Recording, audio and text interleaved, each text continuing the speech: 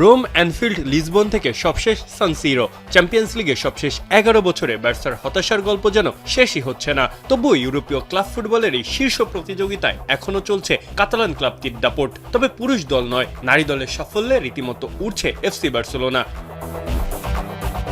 শনিবার রাতে champions league ফাইনালে ফরাসি ক্লাব লিওকে নিয়ে রীতিমতো ছেলে খেলা করেছে বার্সা নারী দল। টুর্নামেন্ট সর্বোচ্চ 8 বারের শিরোপা জয়ীদের জালে এক হাতি গোল দিয়েছে কাতালানরা। হ্যাট্রিক করেছেন সালমা পারাউইয়েলো, জোড়া গোল করেছেন ইউয়া পাহর।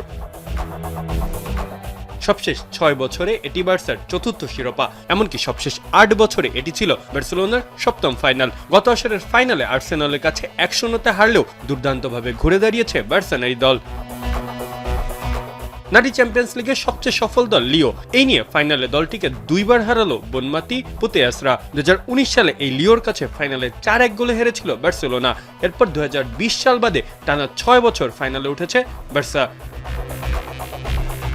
4 শিরোপা নিয়ে বার্সা এখন টুর্নামেন্টের দ্বিতীয় সেরা দল। পুরুষ দল কাঙ্ক্ষিত শিরোপা আনতে ব্যর্থ হলেও নারী দল ঠিকই ব্যালন ডিওর থেকে চ্যাম্পিয়ন্স লিগ সবই নিয়মিত নিয়ে আসছে ক্লাবের ট্রফি ক্যাবিনেট ভারী করতে।